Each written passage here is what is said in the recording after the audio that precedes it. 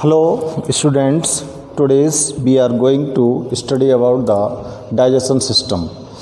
आज हम अपने डाइजेस्टिव सिस्टम के बारे में स्टडी करने जा रहे हैं और आज हम यहाँ पर देखेंगे कि जो ह्यूमन डाइजेस्टिव सिस्टम होता है वो ह्यूमन डाइजेस्टिव सिस्टम आपके लिए क्यों तो एसेंशियल होता है और इस डाइजेस्टिव सिस्टम के थ्रू हम कौन कौन सी प्रोसेस करते हैं और हम जो फूड को इनटेक करते हैं वो फूड आपकी बॉडी में किस तरह से सिंप्लीफाई होता है और सिंप्लीफाई होकर वो आपकी बॉडी को एनर्जी प्रोड्यूस करता है।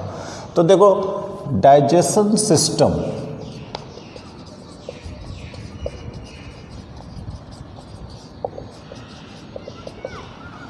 आपकी बॉडी के अंदर, आपकी जो बॉडी है वो किससे बनी हुई है। Our body made from sales.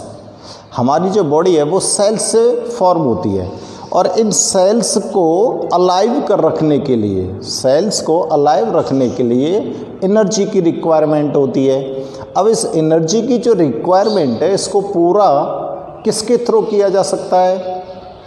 Energy की रिक्वायरमेंट को कंप्लीट करने के लिए हम फूड इनटेक करते हैं, हम खाना खाते हैं और जो फूड आप लेते हो उस फूड का डाइजेशन होता है। डाइजेशन के बाद उसके अंदर से एनर्जी रिलीज होती है और उस एनर्जी को यूज़ करती हैं आपकी sales different kinds of biological works. और ये बायोलॉजिकल वर्क्स जो होते हैं उनको बोलते हैं मेटाबॉलिज्म एक्टिविटीज़। ये मेटाबॉलिज्म एक्टिविटीज़ के लिए हमें एनर्जी की जो रिक्वायरमेंट है वो कहाँ से आई, हमें एनर्जी फूड से आई। अब ये जो फूड होता है आप इस फूड को लेते हो और फूड को लेने के बाद उसका डाइजेशन होना है, तो डाइजेशन के थ्रू इस फूड से जो एनर्जी रिलीज हुई है उसकी प्रोसेस क्या होती है।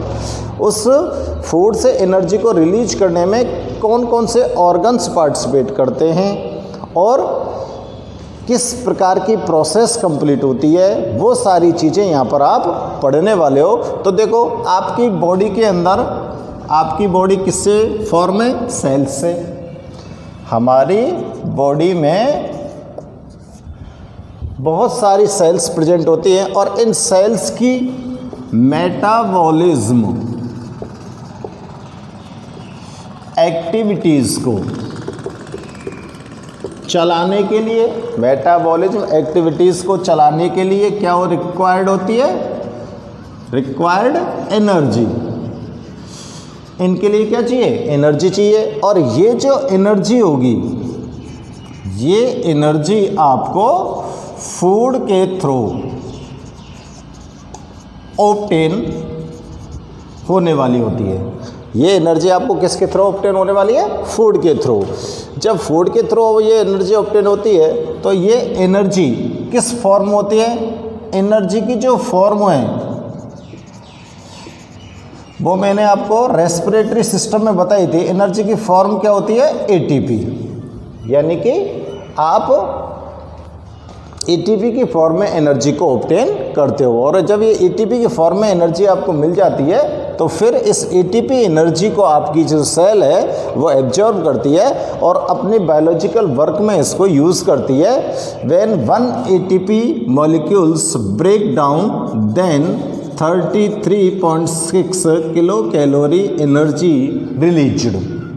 जब एक एटीपी का मॉलिक्यूल ब्रेक डाउन होता है तो इतनी एनर्जी उसके अंदर से रिलीज होती है। ठीक है। अब आपके लिए डाइजेशन में जो एटीपी को फॉर्म करने वाला सब्सटेंस होता है वो कौन सा होता है, इसको हम यहाँ पर चेक करेंगे। डाइजेशन में एटीपी को फॉर्म करने वाला सब्सटेंस, यानी कि आपको अगर ध्यान हो तो रिलेटेड कीजिए इसको रेस्पिरेशन से। रेस्पिरेशन में मैंने आपको एटीपी एनर्जी को फॉर्म किया था क्योंकि वहाँ पर आपने रेस्पिरेशन के थ्रू एब्जॉर्ब जो ऑक्सीजन गैस थी वो ऑक्सीजन गैस कंबस्टन करती है किसका, आपके डाइजेशन के थ्रू जो सब्सटेंस मिलता है आपके ब्लड के अंदर वो कौन सा होता है, ग्लूकोज। कौन सा सब्सटेंस होता है वो, ग्लूकोज। और ग्लूकोज जो होता है इसका कंबस्टन होता है यानी कि ग्लूकोज ब्रेक डाउन होता है in presence of oxygen, then release ATP energy with carbon dioxide gas and water. और ये एटीपी एनर्जी जब ब्रेक डाउन होती है तो इतनी एनर्जी इसके अंदर से रिलीज होती है जो आपकी बॉडी की बायोलॉजिकल वर्क्स के लिए यूज की जाती है। ठीक है, तो इस तरह से हम अपने डाइजेशन सिस्टम के बारे में यहाँ पर एक्सप्लेन करने वाले हैं। आपकी बॉडी के लिए जो एनर्जी एसेंशियल है उस एसेंशियल एनर्जी को आप डाइजेशन यानी कि फूड के थ्रू ऑब्टेन करते हो। अब देखते हैं कि ह्यूमन जो डाइजेस्टिव सिस्टम होता है उस ह्यूमन डाइजेस्टिव सिस्टम को किस तरह से हम डिफाइन करें। तो the process of breaking down, the process of breaking down, इसकी डेफिनेशन को आप ध्यान से चेक करेंगे, ध्यान से लिखेंगे। Breaking down of complex substances into simpler, complex जो सब्सटेंस होते हैं उनको कन्वर्ट करना है किसमें, into simpler substance is called digestion. तो डाइजेशन क्या हो गया, आप जो फूड इंटेक करते हो, आप जो फूड लेते हो, उस फूड के अंदर कॉम्प्लेक्स सब्सटेंस होते हैं। कैसे सब्सटेंस होते हैं, कॉम्प्लेक्स सब्सटेंस होते हैं। इन कॉम्प्लेक्स सब्सटेंस को हमने चेंज करना है किसमें, सिंपलर सब्सटेंस में। तो ये जो प्रोसेस होती है ये क्या कहलाएगी, डाइजेशन कहलाएगी। और इस प्रोसेस में जो फूड होता है आपका, वो फूड सॉल्युबल कंडीशन में आ जाता है। तो यहाँ पे मैं नोट कर देता हूँ, this process makes the food soluble. ये जो प्रोसेस है ये फूड को कैसा बना देती है, सॉल्युबल बना देती है। ठीक है ना, that it can be absorb, ताकि that it can be absorb, ताकि इसको एब्जॉर्ब किया जा सके। भाई सॉल्युबल कंडीशन में तो इसको एब्जॉर्ब किया जा सकता है, absorb and utilized by the body. इस प्रोसेस के थ्रू इस फूड को सॉल्युबल किया जाता है ताकि इट कैन एब्जॉर्ब, ताकि इसका अवशोषण हो सके, and utilized by the body. And word और लगा देंगे यहाँ, and utilized by the body, ताकि ये शरीर के द्वारा उचित प्रकार से उपयोग में लिया जा सके। तो ये होती है डाइजेशन की प्रोसेस। अब देखो डाइजेशन की जो प्रोसेस होती है उस प्रोसेस में आपकी बॉडी के अंदर डिफरेंट ऑर्गन्स पार्टिसिपेट करते हैं, डिफरेंट ऑर्गन्स पार्टिसिपेट करते हैं। तो लिखेंगे नीचे, द प्रोसेस, देखो the process of digestion takes place. ये जो डाइजेशन की प्रोसेस है ये takes place by means of a group, by means of a group of organs. इसमें अंगों का एक समूह, ऑर्गन्स विद, और ऑर्गन्स के साथ क्या होती हैं, डाइजेस्टिव ग्लैंड्स। भाई ऑर्गन्स तो पार्टिसिपेट कर ही रहे हैं, लेकिन उनके साथ साथ और क्या होती हैं, डाइजेस्टिव ग्लैंड्स होती हैं। ये जो डाइजेस्टिव ग्लैंड्स होती हैं ये आपके फूड को डाइजेस्ट करने में एक इम्पॉर्टेंट रोल प्ले करती हैं,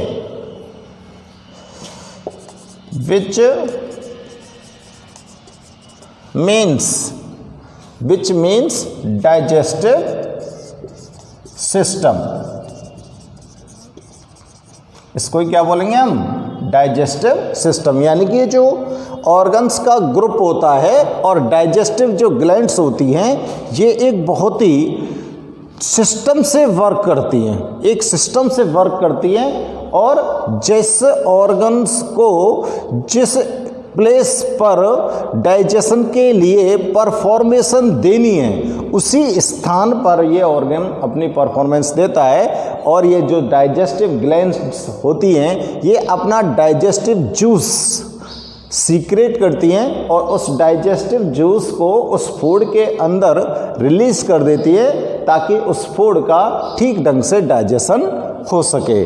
ठीक है, तो इस डेफिनेशन को आप लोग ध्यान से देखो और चेक करो, नोट करना है डाइजेशन की डेफिनेशन को, क्योंकि इसमें हमको पता पड़ गया कि बहुत सारे ऑर्गन्स जो होंगे वो डाइजेशन में पार्टिसिपेट करने वाले हैं। और अब हम देखेंगे कि डाइजेशन सिस्टम में जो डिफरेंट टाइप के ऑर्गन्स हैं वो कौन कौन से हैं और वो किस तरह से पार्टिसिपेट करते हैं और किस ऑर्गन का क्या फंक्शन होता है। ठीक है, तो आप इसको नोट कर लीजिए और नोट करने के मैं इसको इरेज करता हूँ ताकि आपको और डिफरेंट ऑर्गन्स के बारे में बताया जा सके। ठीक है, इरेज करता हूँ मैं इसको।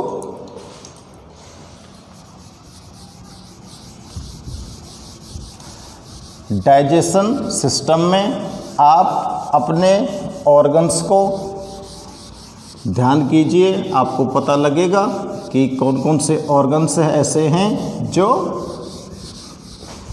अपना रोल प्ले करने वाले हैं।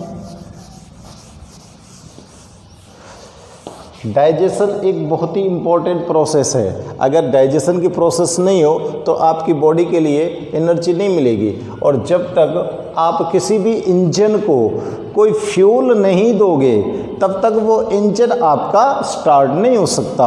इसी तरह से आपकी बॉडी भी एक इंजन की तरह वर्क करती है और आपकी बॉडी को भी फ्यूल की आवश्यकता होती है, और आपकी बॉडी को जो फ्यूल दिया जाता है वो फ्यूल क्या होता है, आपका फूड होता है। अब इस फूड से आपकी बॉडी को एनर्जी कैसे मिलती है, तो देखो, there are following organs participates in human digestive system। अब यहाँ पे मैं आपको थोड़ा सा ध्यान दिला देता हूँ। ठीक है, तो ह्यूमन डाइजेस्टिव सिस्टम में जो ऑर्गन्स पार्टिसिपेट करने वाले हैं, सबसे पहले आप फूड को कहाँ से इनटेक करते हो, माउथ से। सबसे पहले फूड कहाँ जाएगा, मुंह के अंदर। मुंह में जब फूड चला जाएगा तो इसके बाद फिर फूड मुंह से आपके गले में जाएगा, थ्रोट में जाएगा, और थ्रोट में जाएगा तो यहाँ से आप उसको स्वेलो करने वाले हो। You swallow your food from throat, और थ्रोट के अंदर जो एक रीजन होता है उसमें एक स्ट्रक्चर होती है, उस स्ट्रक्चर को क्या बोलते हैं, जैसे कि मैंने उसमें बताया था रेस्पिरेशन में, फेरिंग्स। यहाँ पर क्या होती है, फेरिंग्स। और फेरिंग्स के अंदर, फेरिंग्स के बाद ये जो आपका फूड होता है, फेरिंग्स के बाद जो फूड होगा वो कहाँ जाएगा, इसोफेगस में। कहाँ जाएगा, इसोफेगस में। यानी कि आपकी जो फूड पाइप है, फूड पाइप जो होता है उसको क्या बोलते हैं, ओइसोफेगस। ठीक है ना। ओइसोफेगस के बाद फूड कहाँ जाना चाहिए, बताओ, स्टमक में। इसोफेगस फूड को कहाँ पर रीच करेगी? स्टमक में। और स्टमक के बाद small intestine,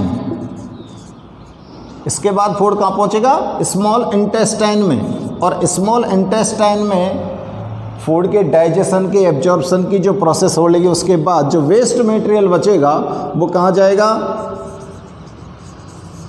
large intestine, large intestine में पहुंचेगा। और लार्ज इंटेस्टाइन के बाद ये पहुंच जाएगा वेस्ट मटेरियल रेक्टम में, जहां से एनल पोर के थ्रू इसको एक्सक्रीट कर दिया जाएगा आउट ऑफ द बॉडी। आपकी बॉडी से बाहर इसको एक्सक्रीट कर दिया जाएगा। तो देखो, हम जो प्रोसेस पढ़ने वाले हैं डाइजेशन की, उसमें ये वाले ऑर्गन्स पार्टिसिपेट करते हैं। इन सभी ऑर्गन्स को आप ध्यान से देखिए। यहाँ पर मैं थोड़ा सा एक्सप्लेन कर रहा हूँ सबको, उसके बाद मैं इसके नोट्स निकाल दूँगा। अब देखो, यहाँ पर मैं माउथ की बात करूँ। जो माउथ होता है आपका, हमारा जो माउथ होता है वो फूड को टेक करने का काम करता है। Food is taken into the body through the mouth.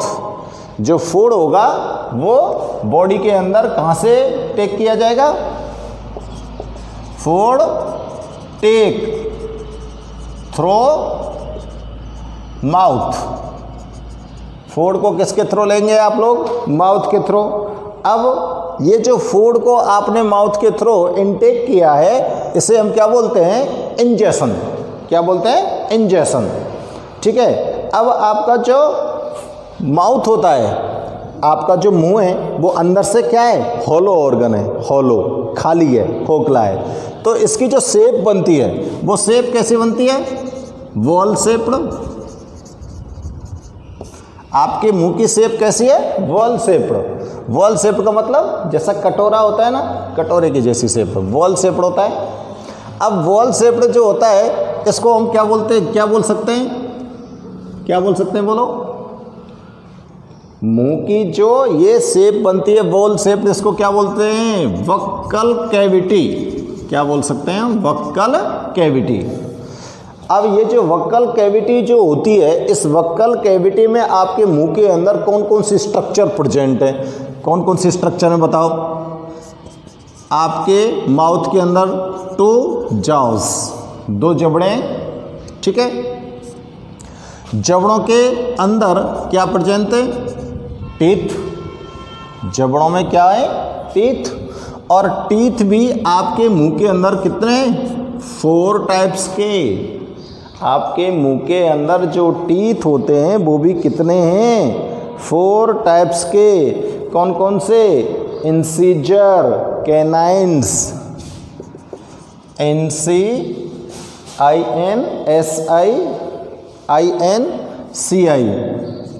Incisor, canines, incisor और कैनाइन्स। और तीसरा है premolars and molars. Premolars and molars. ये 4 टाइप के टीथ आपके माउथ के अंदर प्रेजेंट होते हैं। तो देखो, इंसीजर का काम अलग होता है। इंसीजर जो होते हैं आपके जो जॉज होते हैं, जो माउथ होता है उसके फ्रंट वाले पार्ट में प्रेजेंट होते हैं। और ये क्या करते हैं? ये आपका जो फूड होता है उसको कट करने का काम करते हैं, ठीक है ना। फूड को कट करने का काम करते हैं, यानी कि आप कोई भी चीज़ लेंगे तो अगले वाले जो टीथ है आप उनसे काटेंगे, वही आपके क्या है? इंसीजर। और ये कैनाइन्स जो हैं, कैनाइन्स जो हैं इंसीजर के जस्ट पीछे होते हैं। और आपके जॉ में ये 2 होते हैं दोनों में, और ये भी कितने होते हैं? 2 होते हैं। आपके जो दोनों जॉज हैं उनके अंदर ये भी 2 होते हैं। और कैनाइन्स का जो काम होता है वो क्या होता है? फूड को टीयरिंग और परसियरिंग करना। टीयरिंग का मतलब उसको चीड़ना और फाड़ना। ये कैनाइन्स क्या करते हैं? जो भी फूड आपको लेंगे उसको चीड़ेंगे। और टीयरिंग एंड परसियरिंग का जो वर्क होगा वो किसका होगा? कैनाइन्स का होगा। अब प्रीमोलर्स जो होते हैं प्रीमोलर्स जो होते हैं वो कितने होते हैं? 4 ये कितने होते हैं? 4 होते हैं आपके माउथ के अंदर। और ये भोजन को चविंग का काम करते हैं, आपका जो फूड होता है उसको चविंग का काम करते हैं। और इसके बाद होते हैं मोलर्स, ये 6 होते हैं, ये भी आपके फूड को चविंग करने का काम करते हैं। ये हर एज पर डेवलप होने वाले टीथ होते हैं आपके माउथ के अंदर। तो देखो आपकी माउथ जहाँ से आपको फूड को टेक करना है बॉल शेप होता है, इसमें जो ये बक्कल कैविटी है उसके अंदर 2 जॉस हो गए, उसके अंदर 4 टाइप्स के टीथ हो गए। और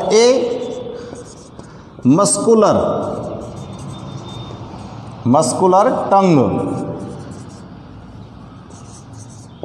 एल्सो प्रेजेंट हियर। आपके मुंह के अंदर एक मस्कुलर टंग प्रेजेंट है कि नहीं? और ये टंग क्या करती है? ये टंग आपका जो फूड होता है उस फूड को मुंह के अंदर राउंड करने का, घुमाने का काम करती है। मस्कुलर टंग जो होती है वो फूड को घुमाने का काम करती है। सलाइवा प्रेजेंट होती है आपके माउथ के अंदर, सलाइवा प्रेजेंट होती है। और ये सलाइवा डिफरेंट टाइप की सलाइवा ग्लैंड से निकलती है। आपका जो माउथ होता है उस माउथ में 2 लिप्स प्रेजेंट है, 2 लिप्स प्रेजेंट है। और ये लिप्स क्या कर रहे हैं? लिप्स आपका जो माउथ होता है उसको ओपन और क्लोज, ओपन एंड क्लोज करने का काम करते हैं एक तो। और एक जो फूड पार्टिकल्स होते हैं उन 4 पार्टिकल्स को कैच करने का काम करते हैं, पकड़ने का काम करते हैं। जो भी आप खाना खाते हो उसको कैच करते हैं ये। अब अगर लिप्स आपके मुंह पर नहीं हो और आप कोई भी फूड को अपने माउथ के अंदर इनटेक कर लेते हो तो विदाउट लिप्स के वो जो फूड होगा उसका जो मुंह के अंदर वो पिसने वाला है, उसको आप चविंग करने वाले हो तो वो आपके मुंह से बाहर आ जाएगा। Your chewing food come out from your mouth if lips are not proper work. अगर लिप्स प्रॉपरली वर्क नहीं करते हैं तो आप जो भी फूड ले रहे हो आपके मुंह के अंदर से बाहर आ जाएगा। तो ये सारी चीज़ें आपके माउथ के अंदर प्रेजेंट होती हैं। और ये सारी चीज़ें जो माउथ के अंदर प्रेजेंट हैं ये सब के सब किस में हेल्प कर रही हैं बच्चों? कहाँ पर ये हेल्प करती हैं? डाइजेशन में, ठीक है ना। अब यहाँ पर ही और थोड़ा सा बता देता हूँ, ये सलाइवरी जो ग्लैंड्स होती हैं आपके माउथ के अंदर एक एंजाइम सीक्रेट करती हैं। और कौन सा एंजाइम सीक्रेट करती हैं? Ptyalin enzyme. कौन सा? टाइलिन एंजाइम, या इसको दूसरा एंजाइम, दूसरा इसका अदर नेम भी है एमाइलेज एंजाइम। और ये एमाइलेज एंजाइम का जो फंक्शन है वो क्या होता है? ये आपका फूड की जो स्टार्च होती है, फूड की जो स्टार्च होती है उसको ये किस में कन्वर्ट कर देगा? माल्टोस में कन्वर्ट कर देगा। तो यानी कि आपके माउथ के अंदर ही यहाँ पर डाइजेशन का जो वर्क होता है वो स्टार्ट हो चुका होता है। और ऐसा माना जाता है कि approximately 30% part of your food is digested in your mouth. So it is also said that we chewing food slowly. हमें भोजन को जब खाते हैं तो उसे धीरे धीरे चबाना चाहिए। और scientist are said also that a food particle is 32 times chewing. Food का एक जो पार्टिकल होता है उसे लगभग 32 टाइम्स यानी कि 32 बार चबाना चाहिए, तब आपके फूड का कंप्लीट डाइजेशन होता है, ठीक है ना। तो ये आपके माउथ के बारे में हो गया थोड़ा सा। इसके बाद बात करते हैं हम किसकी? फेरिंग्स की। माउथ की जो वक्कल कैविटी होती है वो वक्कल कैविटी आपकी कहाँ पर जाकर कनेक्ट होती है? फेरिंग्स में। अब ये फेरिंग्स में कनेक्ट होती है तो आपकी फेरिंग्स जो होती है वो फेरिंग्स आपके थ्रोट रीजन में प्रेजेंट होती है। और एक ऐसा कॉमन पैसेज होता है ये फेरिंग्स जिससे जो डाइजेस्टिव और रेस्पिरेटरी दोनों सिस्टम के लिए काम करता है। इसकी जो शेप होती है, इसकी जो शेप होती है वो मानी जाती है फ्लास्क या कॉनिकल शेप्ड। इसको आप कॉनिकल शेप्ड मान सकते हो या फ्लास्क शेप्ड मान सकते हो। जैसे कि मैंने उसमें चिमनी शेप्ड लिखा था, उसको चिमनी भी इसी तरह से होती है, ऊपर से नुकीली होती है, नीचे से चौड़ी होती है। ऐसे ही फ्लास्क होता है, फ्लास्क ऊपर से नुकीला होता है, नीचे से चौड़ा होता है, तो इसको फ्लास्क शेप्ड बोल सकते हो। और फूड यहाँ से पास करता है इसोफेगस में। तो आपकी जो फेरिंक्स होती है ये एक कॉमन पैसेज माना गया है, किस किस के लिए? फॉर डाइजेशन एंड रेस्पिरेशन, दोनों का एक कॉमन पैसेज होता है। दोनों का कॉमन पैसेज कैसे होता है?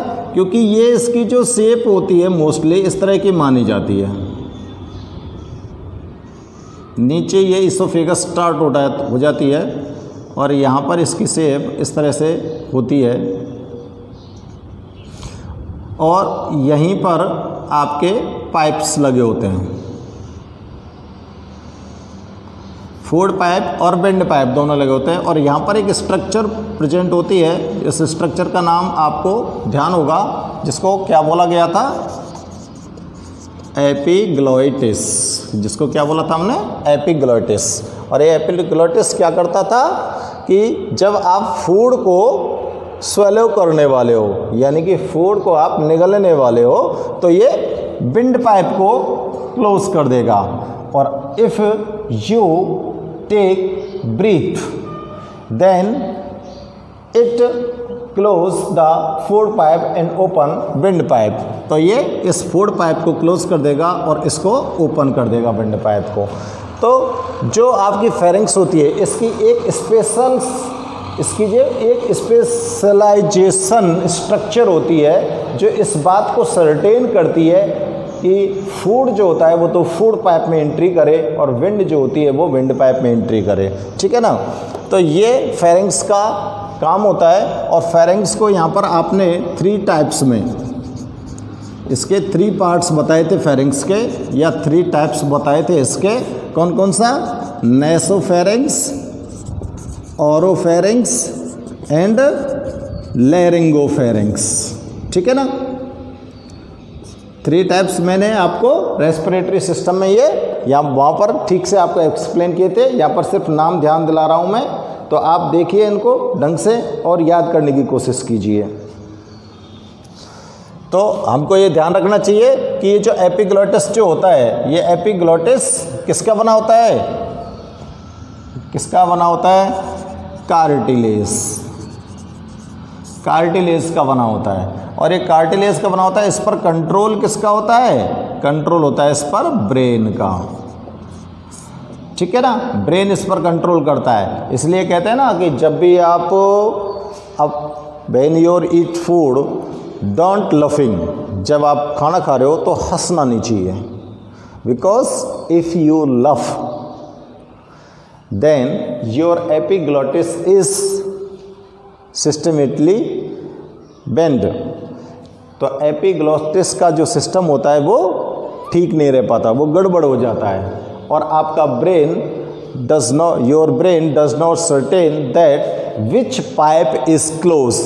तो ये ब्रेन सर्टेन नहीं कर पाता कि किस पाइप को क्लोज करना है, और आपका जो फूड पार्टिकल्स होते हैं वो विंड पाइप में एंट्री कर जाते हैं, जिससे आपको बार बार खांसी या उल्टी हो सकती है।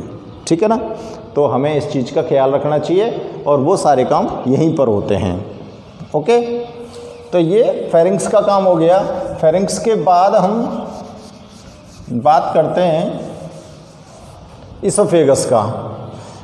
ओइसोफेगस, ये ओइसोफेगस होती है, ये एक छोटी सी, ज़्यादा बड़ी होती नहीं होती है, ये इसोफेगस छोटी सी होती है, लगभग 25 सेंटीमीटर लॉन्ग एक मस्कुलर ट्यूब होती है। 25 centimetre long a muscular tube होती है। ये जो मस्कुलर ट्यूब होती है इसका जो अपर पार्ट होता है ये इस तरह की होती है,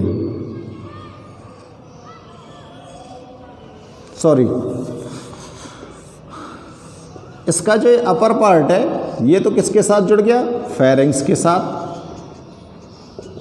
और इसका ये जो लोअर पार्ट है ये जाके कहाँ पर जाकर ओपन होता है, स्टमक में। इसका जो सेकंड पार्ट है वो कहाँ पर ओपन हो रहा है, स्टमक में। और फर्स्ट पार्ट है वो कहाँ से कनेक्ट है, फेरिंक्स से। और इसमें डाइजेशन का कोई काम नहीं होता। ओएसोफेगस के अंदर डाइजेशन का कोई काम नहीं होता। ओएसोफेगस जो होती है वो फूड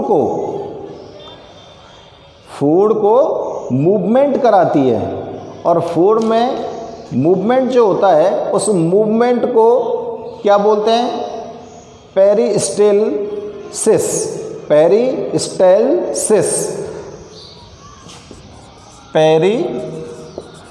पेरिस्टेलसिस मूवमेंट होता है। पेरिस्टेलसिस मूवमेंट को आप समझ सकते हैं कि कॉन्ट्रैक्शन एंड रिलैक्सेशन, यानी कि ये जो आपका फूड पाइप होता है इस तरह से मूवमेंट करता है। ये contraction relaxation, contraction relaxation, contraction relaxation, इसी को क्या बोलते हैं हम, पेरिस्टेलसिस मूवमेंट। ठीक है ना। इस पेरिस्टेलसिस मूवमेंट के थ्रू ये आपके फूड को कहाँ पर पहुँचा देती है। और इस तरह का जो मूवमेंट होता है उससे जो फूड होता है ना, इस फूड पाइप के अंदर स्टॉप नहीं होता, रुक नहीं पाता। अगर मूवमेंट नहीं होता तो हो सकता है इसमें उलझ जाता वो। और इसकी जो इनर वॉल्स होती हैं, ये जो मस्कुलर इनर वॉल्स होती हैं, इनसे एक म्यूकस लाइक सब्सटेंस सीक्रेट होता है। और ये जो म्यूकस लाइक सब्सटेंस होता है, ये म्यूकस लाइक सब्सटेंस इस इसोफेगस की जो वॉल्स होती हैं, इन वॉल्स को स्मूथ बनाए रखता है। यहाँ पर एक म्यूकस निकलता है और उस म्यूकस से इसकी जो बॉल्स होती हैं वो कैसी बनी रहती है, स्मूथ बनी रहती हैं। और स्मूथ बनी होती हैं इसलिए आपका जो फूड होता है वो इजी वे में यहाँ से स्लिप होता है, और स्लिप होकर कहाँ पहुँच जाता है, स्टमक के अंदर। तो ये इसोफेगस का काम हो गया। अब इसोफेगस के बाद देखते हैं हम स्टमक को। स्टमक क्या काम करता है। स्टमक जो होता है ये आपके कहाँ पर है, आपका जो ये वाला रीजन है, यहाँ पर प्रेजेंट होता है स्टमक। और स्टमक जो ऑर्गन है वो आपके एब्डोमाइनल कैविटी में, इसको क्या बोलते हैं हम, एब्डोमन कैविटी। इस एब्डोमन कैविटी में लेफ्ट साइड में सिचुएटेड होता है या लोकेटेड होता है। एब्डोमेन कैविटी के लेफ्ट साइड में लोकेटेड होता है। ये एब्डोमेन कैविटी है, इसकी ये लेफ्ट साइड है गई, यहाँ पर होता है। और इसकी जो शेप होती है वो आपके अंग्रेजी का जे वर्ड शेप्ड होता है ये। ठीक है ना। जे के जैसी आकृति होती है, किसकी, स्टमक की होती है। स्टमक जो होता है ये एक सैक लाइक स्ट्रक्चर होती है जो फूड को स्टोरेज करने का काम करता है। ये क्या काम करता है, फूड को स्टोरेज करने का काम करता है। और ये जो होता है 1 to 3 litre food store in one time. एक बार में ये कितना फूड स्टोर कर सकता है, 1 से 3 लीटर। यानी कि आप 1 से 3 लीटर फूड को एक बार में आपके अपने खुद के स्टमक के अंदर स्टोर कर सकते हो। आपका जो स्टमक होता है, इस स्टमक में कई चीज़ें निकलती हैं। इसमें 2 तो एंजाइम होते हैं। 2 एंजाइम कौन कौन से, रेनिन एंड पेप्सिन। और इसके अंदर HCl एसिड सीक्रेट होता है। HCl एसिड को जो सीक्रेट करने वाली सेल्स होती हैं oxyntic cells, oxyntic cells HCl acid को सीक्रेट करती हैं। ऑक्सेंटिक सेल्स सीक्रेट करते हैं किसको? HCl को। और HCl जो होता है ये क्या करता है? जर्म्स जो आपके फूड के साथ आते हैं उनको किल कर देता है। और फूड का जो मीडियम होता है उसको कैसा कर देगा? एसिडिक कर देता है। एसिडिक मीडियम में ही जैसे ही इसका मीडियम एसिडिक होता है तो आपका जो रेनिन पेप्सिन एंजाइम होते हैं वो एक्टिव हो जाते हैं। और एक्टिव होने के बाद ये दोनों ही एंजाइम किसका डाइजेशन करना स्टार्ट कर देते हैं? प्रोटीन का। किसका डाइजेशन स्टार्ट कर देते हैं? प्रोटीन का डाइजेशन स्टार्ट कर देते हैं। तो ये और इसके साथ रेनिन पेप्सिन HCl एसिड और एक चीज़ और निकलती है, म्यूकस। ये जो म्यूकस होता है ये म्यूकस आपके स्टमक की जो वॉल्स होती हैं, स्टमक की जो वॉल्स होती हैं उन वॉल्स को डैमेज होने से प्रिवेंट करता है। डैमेज कौन करेगा स्टमक की वॉल को? HCl, क्योंकि ये स्ट्रॉन्ग एसिड होता है और ये स्ट्रॉन्ग एसिड जो होते हैं ये कंबस्टन नेचर के होते हैं। जिसी भी चीज़ के कांटेक्ट में आएंगे उस थिंग्स को ये डिस्ट्रॉय कर सकते हैं। तो ये HCl एसिड आपकी स्टमक की वॉल्स को डैमेज कर सकता है। तो उसको प्रिवेंट करने के लिए आपके स्टमक में साथ में कौन सीक्रेट होने वाला होता है? म्यूकस। तो ये आपका स्टमक होता है। और आपके जो स्टमक है उस स्टमक को 3 पार्ट्स में, स्टमक के 3 पार्ट्स बताए गए, 3 पार्ट्स में डिवाइड किया गया है। स्टमक के कितने पार्ट होते हैं? 3 पार्ट होते हैं। 3 पार्ट में कौन कौन से पार्ट बताए गए बताओ? कार्डियक भाग, cardiac part, yes. Pyloric part, yes. And fundus part. Cardiac, pyloric and fundus, ठीक है ना? ये 3 पार्ट हैं।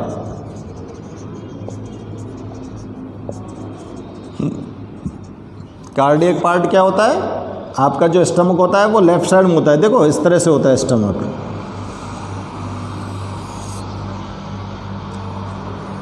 ये स्टमक है आपका। तो ये जो स्टमक है ये आपका लेफ्ट साइड में ज़्यादा हो गया ना, ये वाली लेफ्ट साइड हो गई। अब इस लेफ्ट साइड में जो स्टमक है इसको 3 पार्ट्स में डिवाइड किया गया। ये लेफ्ट वाला जो पार्ट है, ये वाला पार्ट तो क्या कहलाएगा? कार्डियक, ठीक है ना? और ये वाला पार्ट कौन सा हो गया? Right part. इस राइट पार्ट को क्या बोलेंगे हम? पाइलोरिक। तो इन दोनों के जो मिडिल पार्ट है इसको क्या बोलेंगे हम? Middle part. और इस मिडिल पार्ट का नाम क्या हो जाएगा? फंडस, ठीक है? जो कार्डियक पार्ट तो ये ऊपर किसके साथ जुड़ा हुआ है? इसोफेगस के साथ। और पाइलोरिक पार्ट यहाँ आगे चलकर किसके साथ जुड़ेगा? स्मॉल इंटेस्टाइन के साथ जुड़ जाएगा। ओके, ये किसके साथ जुड़ जाएगा? स्मॉल इंटेस्टाइन के साथ जुड़ जाएगा। तो ये स्टमक की स्ट्रक्चर और शेप हो गई। इस तरह से स्टमक जो होता है वो आपके डाइजेशन में हेल्प करता है। अब नेक्स्ट ऑर्गन हम बात करते हैं,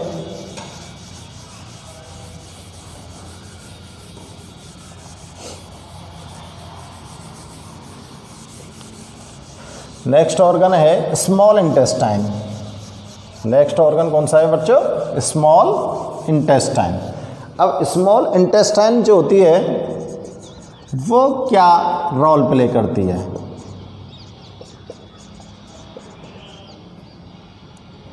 देखो आपके डाइजेशन का सबसे मोस्ट इम्पॉर्टेंट पार्ट है ये मोस्ट इम्पॉर्टेंट पार्ट है। और इसको मोस्ट इम्पॉर्टेंट पार्ट क्यों बोलते हैं? क्योंकि डाइजेशन का जो सबसे ज़्यादा वर्क होता है वो यहीं पर होता है। और एब्जॉर्प्शन का जो डाइजेस्टिव फूड हैं उनके एब्जॉर्प्शन का जो वर्क होता है वो यहाँ यहीं पर होता है। यानी कि मैं लिख सकता हूँ कि mostly digestion and absorption activities takes place here, takes place here. यहीं पर डाइजेशन और एब्जॉर्प्शन की जो प्रोसेस होती है वो टेक्स प्लेस होती है, यानी कि काम करती है। आपके लिए यहाँ पर ध्यान में रखना होगा, जो स्मॉल इंटेस्टाइन है उसमें अब आपको पता लग गया कि डाइजेशन का काम और एब्जॉर्प्शन का काम, दोनों काम मोस्टली किसके हो गए? स्मॉल इंटेस्टाइन के। यानी कि जो भी फूड है उस फूड का डाइजेशन हो जाएगा, चाहे वो डाइजेशन आपका माउथ के अंदर हुआ है। मेन फर्क इसका क्या हो गया? एब्जॉर्प्शन। ये मेन फंक्शन हो गया। माउथ में चाहे डाइजेशन हो गया, चाहे स्टमक में डाइजेशन हो गया, चाहे कहीं भी हुआ है, उन सारे के सारे सब्सटेंस जो हैं वो कहाँ पर एब्जॉर्ब किए जाएंगे? स्मॉल इंटेस्टाइन में। और एब्जॉर्प्शन के लिए स्मॉल इंटेस्टाइन में एक स्पेशल स्ट्रक्चर्स होती हैं। स्पेशल क्या होती है? स्ट्रक्चर्स होती हैं। और उन स्पेशल स्ट्रक्चर्स को क्या बोलते हैं हम? माइक्रोबिलाई। क्या बोलते हैं हम? माइक्रोबिलाई। इन माइक्रोबिलाई के थ्रू ही जो डाइजेस्टेड फूड होता है वो एब्जॉर्ब किया जाता है, और एब्जॉर्ब करने के बाद वो ब्लड के अंदर ट्रांसफ़र कर दिया जाता है। तो आपकी स्मॉल इंटेस्टाइन जो होती है उसके अंदर ये स्ट्रक्चर्स प्रेजेंट होती हैं। और ये स्मॉल इंटेस्टाइन जो होती है ये प्रोटीन, फैट एंड कार्बोहाइड्रेट का कंप्लीट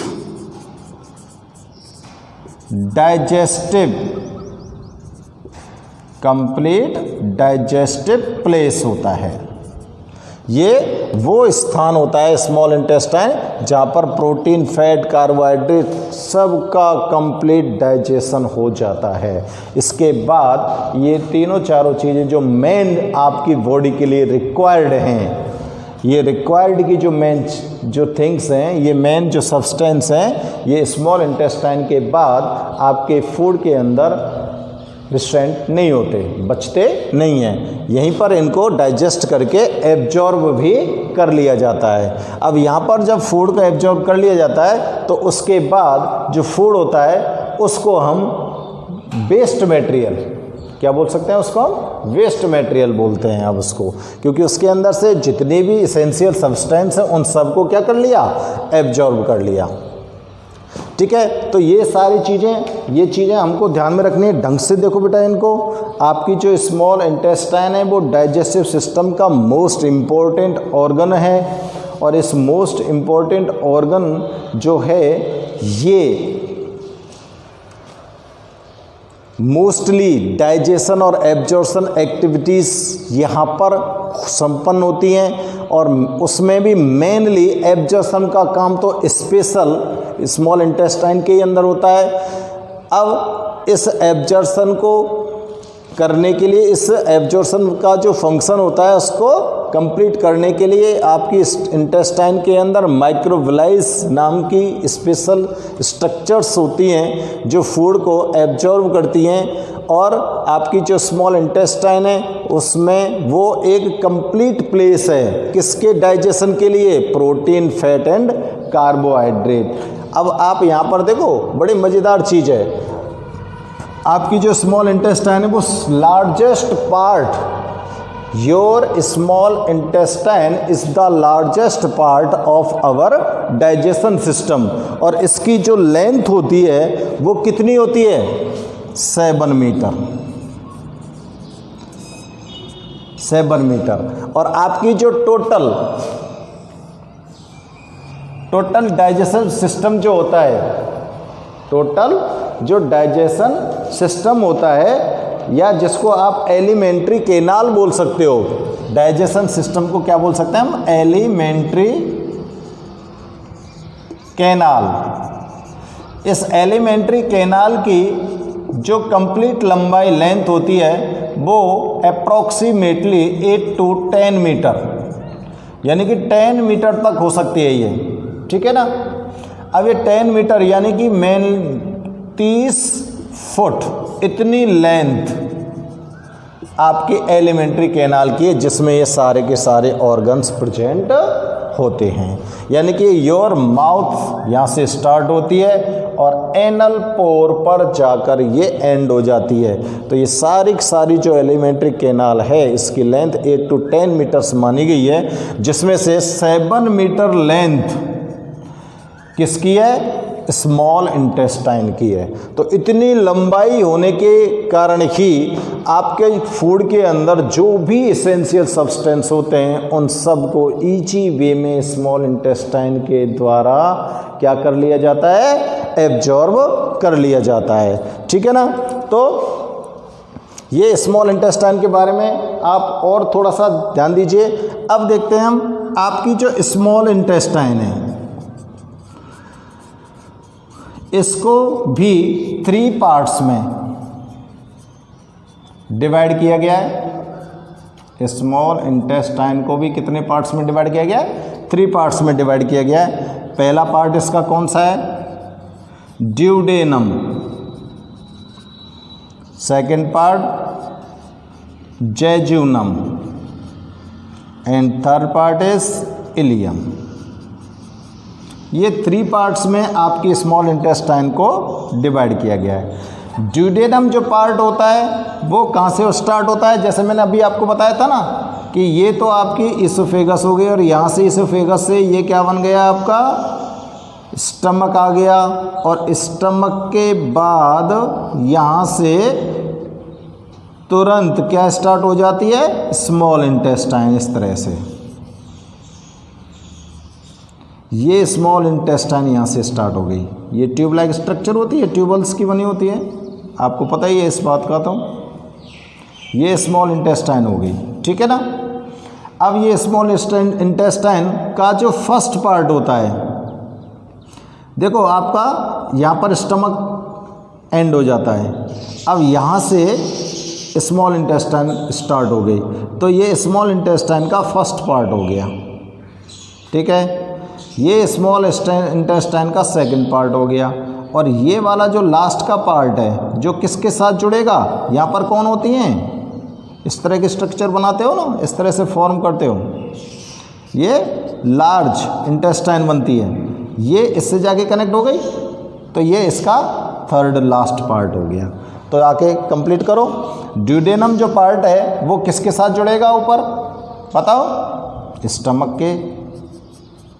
किसके साथ अटैच है? स्टमक के। स्टमक कहाँ पर ओपन होगा? Stomach open into duodenum part, duodenum part of small intestine. और जो ये ड्यूडेनम पार्ट होता है ये यहाँ पर आपको कैसी स्ट्रक्चर लग रही है? इस तरह की, यानी कि रिवर्स यू शेप्ड। कैसा लग रहा है हमको? Reverse U shaped structure. और एक चीज़ और इम्पोर्टेंट है जो यहाँ पे आपको ध्यान में रखनी है कि duodenum this is that part of small intestine where mostly digestive activities are complete. यानी कि डाइजेशन की मोस्टली जो एक्टिविटीज होती हैं, डाइजेशन का सबसे ज़्यादा काम जो होता है वो ड्यूडेनम पार्ट में होता है। उसका एक रीजन होता है बिकॉज यहाँ पर क्या होती है? लीवर है। यहाँ पर क्या है भाई साहब? लीवर। और ये जो लीवर होता है इस लीवर के अंदर से क्या निकलेगा? Bile juice. वो बाइल जूस बाइल डक्ट के थ्रू कहाँ पर छोड़ा जाएगा? ड्यूडेनम पार्ट में। यहाँ पर पैंक्रियाटिक ग्लैंड होती है।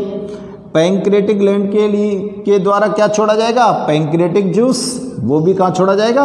ड्यूडेनम में। ये आपका जो स्टमक है इसने भी क्या छोड़ा था? क्या छोड़ा था बताओ? अपना जूस छोड़ा था।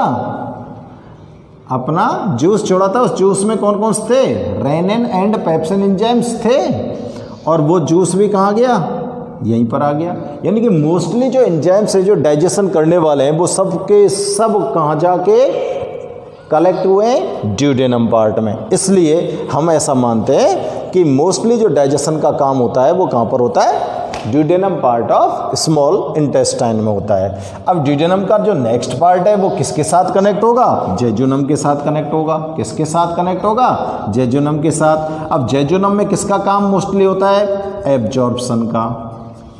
मोस्टली वर्क एब्जॉर्प्शन का किस पार्ट में होता है, जेजुनम में। जो बीच में ये लंबी नली, ये जो ट्यूबल्स स्ट्रक्चर होती हैं बीच वाली, ये जेजुनम पार्ट होता है और इसके अंदर एब्जॉर्प्शन का काम होता है। और एब्जॉर्प्शन में भी किसका, डाइजेस्टिव जूसेस जो होते हैं उनको एब्जॉर्ब किया जाता है, और एसेंशियल जो न्यूट्रिएंट्स होते हैं उनका एब्जॉर्प्शन किया जाता है। और एक बात ध्यान रखना हम यहाँ पर कि जो डाइजेस्टिव जूस होते हैं उनको ऐसा नहीं है कि डाइजेशन का काम कर लिया और उनको वेस्ट मटेरियल के साथ बाहर निकाल दिया। आपकी बॉडी डाइजेस्टिव जूस को बाहर नहीं फेंकती है। आपकी बॉडी के अंदर से कोई भी डाइजेस्टिव जूस यानी कि कोई भी एंजाइम आपके वेस्ट प्रोडक्ट के साथ एक्सक्रीट नहीं होता है। Totally digestive juice are reabsorbed by small intestine if any substance is recent. अगर कोई सब्सटेंस बचा है that will be absorb by large intestine. अगर कोई बच भी जाता है तो उसको कौन एब्जॉर्ब कर सकती है, लार्ज इंटेस्टाइन। तो कोई भी डाइजेस्टिव जूस आपकी बॉडी से बाहर नहीं जा सकता। और इलियम जो पार्ट होता है इसपे से जेजुनम पार्ट में से अगर कोई एब्जॉर्प्शन का के कोई एसेंशियल सब्सटेंस या न्यूट्रिएंट्स रह गया है तो इलियम पार्ट जो होता है स्मॉल इंटेस्टाइन का वो उसको एब्जॉर्ब कर लेती है। ठीक है ना। अब आपका जो ये इलियम पार्ट है, ये इलियम पार्ट एक साइड से तो जेजुनम के साथ अटैच है और दूसरी साइड में ये कहाँ जाके अटैच हो जाएगा, लार्ज इंटेस्टाइन के साथ। ठीक है ना। तो ये आपकी स्मॉल इंटेस्टाइन के बारे में मैंने यहाँ पे सारी इंपॉर्टेंट चीज़ें आपको कंप्लीट कर दी हैं। इसके बाद हम बात करते हैं लार्ज इंटेस्टाइन की।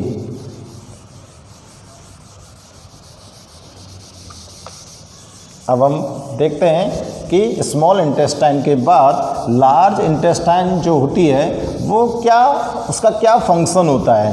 देखो लार्ज इंटेस्टाइन जो होती है उसके अंदर डाइजेशन का बहुत कम काम होता है। डाइजेशन का काम तो बहुत कम होता है और एब्जॉर्प्शन का काम भी बहुत कम होता है। डाइजेशन और एब्जॉर्प्शन का काम बहुत कम होता है। ये कुछ इम्पोर्टेंट पार्ट्स होते हैं उनको ही ये लार्ज इंटेस्टाइन क्या करती है, एब्जॉर्ब करती है।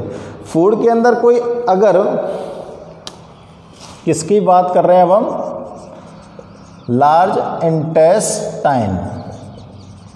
अब लार्ज इंटेस्टाइन में बात कर रहे हैं तो यहाँ पर ध्यान दें, लार्ज इंटेस्टाइन जो होती है वो आपके स्मॉल इंटेस्टाइन के इलियम पार्ट से अटैच होती है।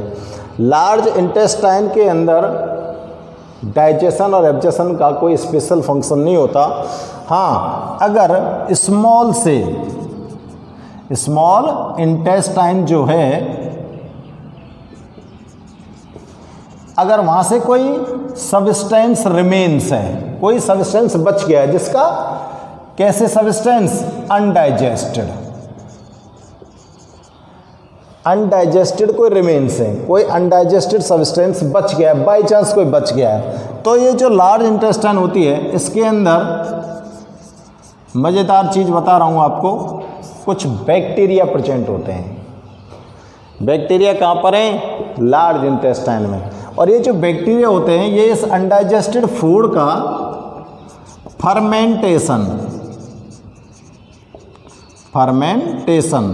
प्रोसेस के थ्रू क्या करते हैं, डाइजेशन करते हैं। क्या करते हैं बच्चों, डाइजेशन करते हैं।